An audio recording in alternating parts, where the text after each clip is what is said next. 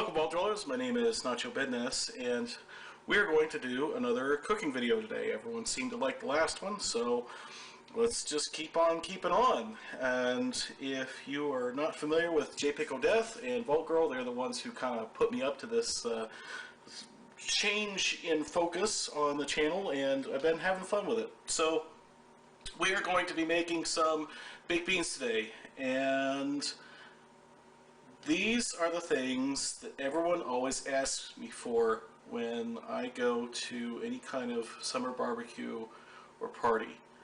Every time somebody calls me up and says, "Nacho, you want to come and hang out with us and we're going to barbecue?" And I'm like, "Sure.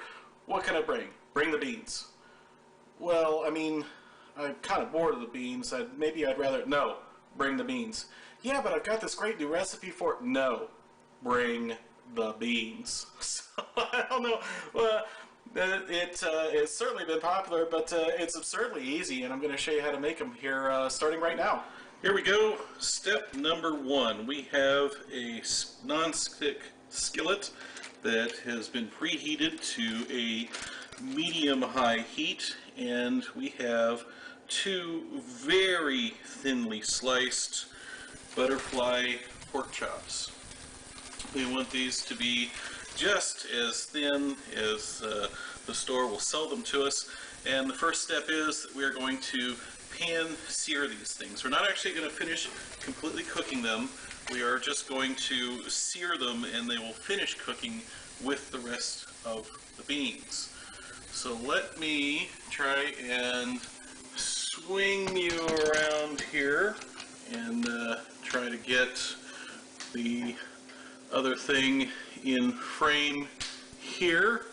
And we're also going to wash our hands, since we did just touch raw meat.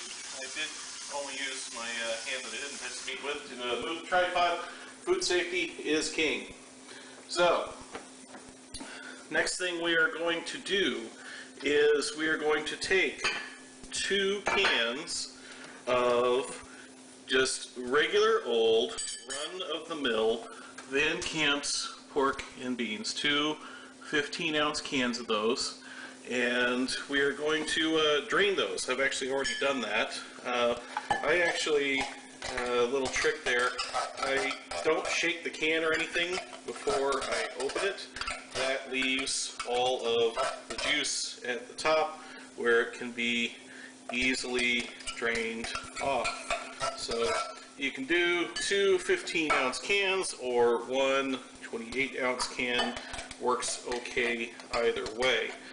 Now, I will admit that I have not measured this recipe before, and I actually recorded this one time before and was not satisfied with the results. So hopefully this time we've got the measurements all worked out correctly. So what we have here is, first off, we have 1 cup of KC Masterpiece Original Barbecue Sauce. It's got a nice sweet flavor that works well with what we're up to here. So we're just going to put that in with everything else. And while we are at it, we're going to, behind your backs here, we're going to flip those pork chops. Again, we're just wanting to sear the outside of those. Next thing that we have is 1/4 cup of brown sugar, tightly packed. So there we go. Last thing is I have 2 tablespoons of just regular yellow mustard and 1 tablespoon of some Dijon mustard. So just got that pre-measured there, and we're gonna put this in, and we're already almost done here. So just scrape that out and go ahead and give this a bit of a stir. And get that all stirred up. and it doesn't have to be 100% perfect, because after we cook these things, they will kind of fix themselves if they're not quite all the way mixed together. So next step here is I'm going to get my cutting board here and take these pork chops and put them over here. Now they're still not 100% done, so we do want to be careful with our food safety again. And what we're going to do is, if you're going to eat healthy, go ahead and trim them. If you are making a cooking video of some especially decadent food, or otherwise not currently attempting to be super healthy, you can trim it. Of course, these thin cut butterfly pork chops don't exactly have an extremely thick layer of fat around the outside, so I have to do this a little bit gingerly, because they are still quite hot, but just trying to be efficient here and not have to waste any of your time waiting for these things to cool. We do want to cut them extremely thin. We don't want any big chunks. As a side note, when it comes to knife technique, I am an idiot. So anybody out there who is yelling at their screen saying, "Nacho, you're doing that all wrong," yep, I probably am. But that's okay, as long as I don't actually slice a finger off. I guess even if I do, as long as I don't throw it in with the rest of the meat chunks, it will be all right.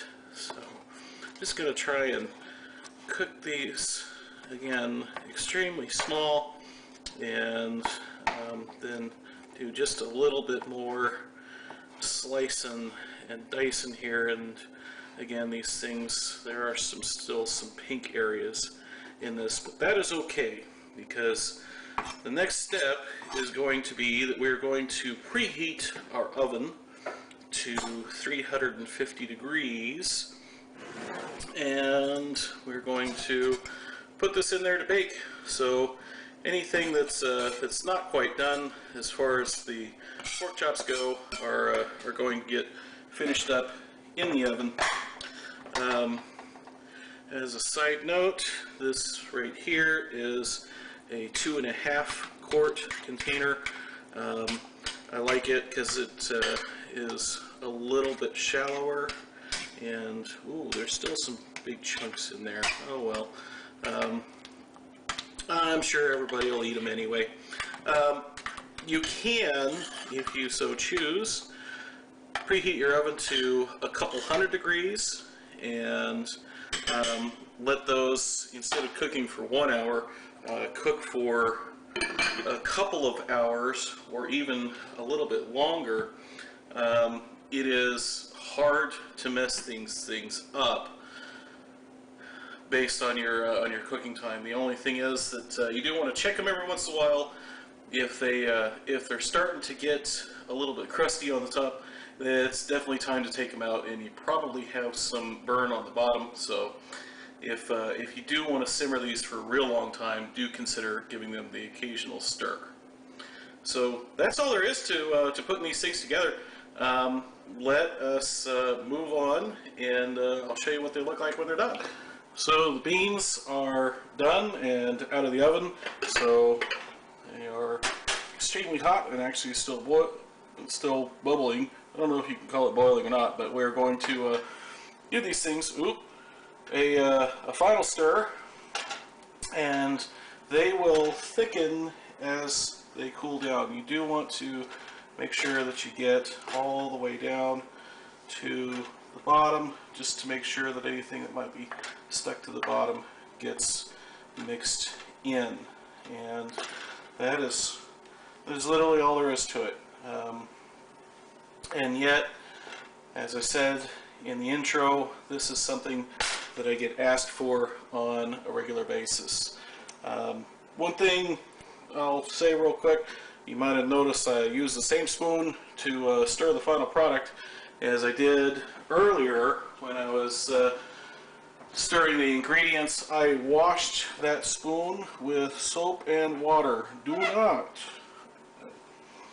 not use something with raw meat and then use it again on your cooked food without washing it in between with some good soap, and that way you don't cross-contaminate your food. Anyway, I hope you enjoyed this video. If you did, be sure to leave a like down below. If you didn't, please tell me why in the comments so that I can try and do better for you next time. And until next time, I'm saying my name is Nacho Bidness, and it is a great big world out there, and let's go have fun in it.